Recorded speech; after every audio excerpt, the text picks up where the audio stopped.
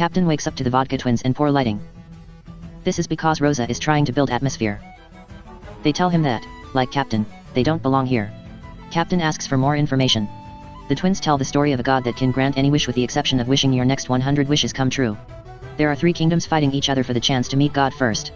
The plan is to support one kingdom, visit God, then go home, and they chose to support Schicksal. Rosa then gives Captain a recruitment flyer. Along the way to recruitment, they meet a wandering bard praising the Archimperator. He also tries to tell them about Emberya and the Moonlight Festival. Captain ignores him.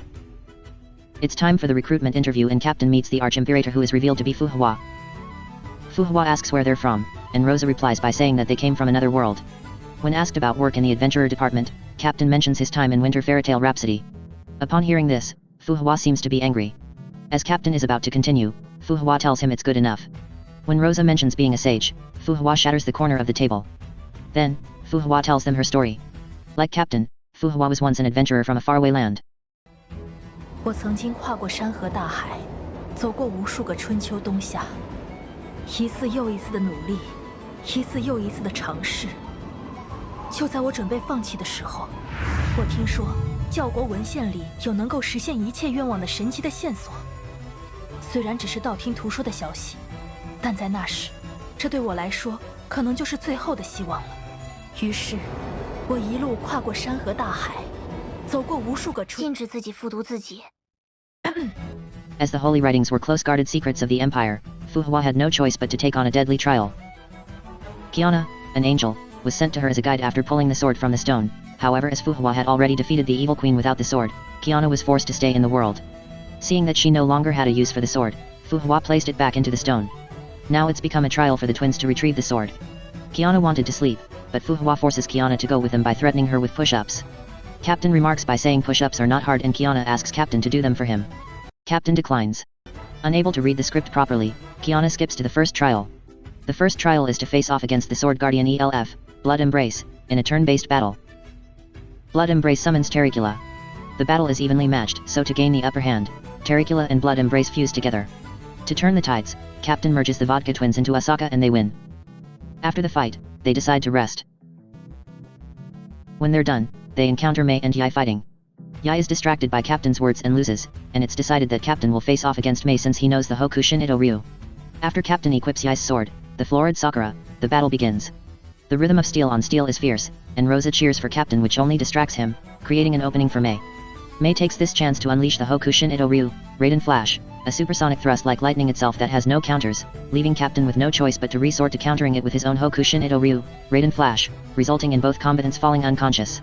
An unknown amount of time goes by. To wake Captain up, Lily tries feeding him Rosa's tears. When that didn't work, Lily attempts to pierce Captain's heart with a blade. Captain wakes up. He learns that Mei has joined the party as well as the fact that he slept through the entire trial.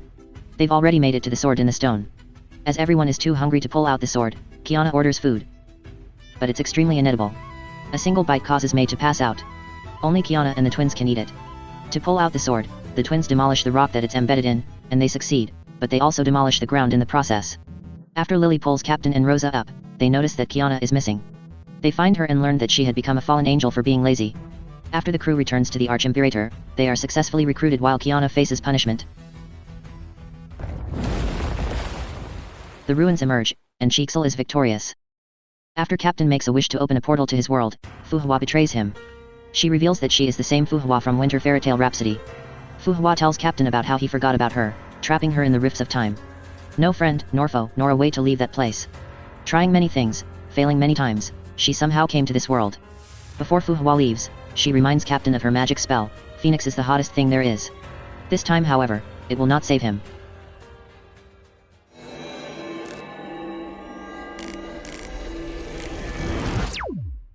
Captain wakes up to the Vodka twins. Someone has summoned the twins, and the twins summoned Captain in need of his help. They are in need of the immortal Celestial of the Abyss who can grant the wish of the first person to gain her audience. Only the Grand Seeress of Emberya knows her secrets, and to meet her, they have to win the idol competition. The twins want Captain as their manager. Along the way to Emberya, the twins mention how there was a magic array under Captain when he appeared. It's the same with the twins. Captain asks if they could use the magic array in reverse and the twins tell him they're only a one-way trip. Rosa mentions when making your wish to the Celestial to describe it very, very clearly. Captain thinks there is something fishy about their intel, but, whatever. They inform Captain about an idol that has been dominating for years, but won't be attending the qualifiers since she is Terry, the magic girl Emberya, the Grand Seeress herself. On the way to the qualifiers, Captain runs into Teresa, but decides to focus on the vodka girls for now. They show up for the qualifiers, and they do their live show. There is, however, no audience, but at least they got synthesized applause and cheering. Rita shows up and reveals to them that they are the only participants of the qualifiers. Rita grants them an audition with the Grand Seeress, brings the crew to the Forbidden Citadel, and introduces herself as the Grand Chancellor of Emberya. It is then revealed that the Grand Seeress ran away 2 weeks ago. Unlike Hormungand and Schicksal, Emberya believes in the power of celebrity culture. With the Grand Seeress gone, the only idols left for the Moonlight Fest are the vodka girls. Rita offers Captain the wish if he is able to save the Moonlight Fest, and Captain accepts. With Rita's help, the vodka girls become more popular than ever. After a live performance of the vodka girls, Captain sees Teresa in the crowd, leaving him wondering why she ran away in the first place. Captain decides to confront Rita about this. Backstage, after the live event 2 weeks ago, Teresa has had enough. She had been singing alone on stage all this time. Where's the competition? It's been 30 years. Teresa had realized that Rita had been lying to her for at least 5 years. Rita only got the job since her grandfather Otto ran away, shoving all the work to Rita. Then, Rita's obsession of Teresa scared her away. At the next live performance, Captain sees Teresa again and tries to approach her, introducing himself as the manager of the vodka girls. Captain learns that Teresa wants to get back on stage and be Terry again, but she can't trust Rita. She mentions wanting a manager like Captain. It's the time of the Moonlight Fest. The vodka girls are on stage, but they're arguing until a power outage interrupts them. It's Terry, the magical girl Emberya. She has arrived to save the day. Teresa is mad at the twins for messing up the Moonlight Fest, but she soon discovers that this was Captain's plan all along. Teresa and Rita forgive each other, however Teresa only wants Captain as her manager, so she joins the vodka girls. Afterward, Rita asks Captain if he would consider staying in this world. Since Captain spent all this effort, he thinks about it. The ruins have surfaced, and it's time to meet the Celestial. We learn that the Celestial is actually a giant golem. In the end, Captain and the vodka girls ended up staying, and a 3-month time skip happens. During a concert, Rita reveals to Captain that it was her goal all along to make Captain stay in this world, as well as the fact that she had been removing the competition.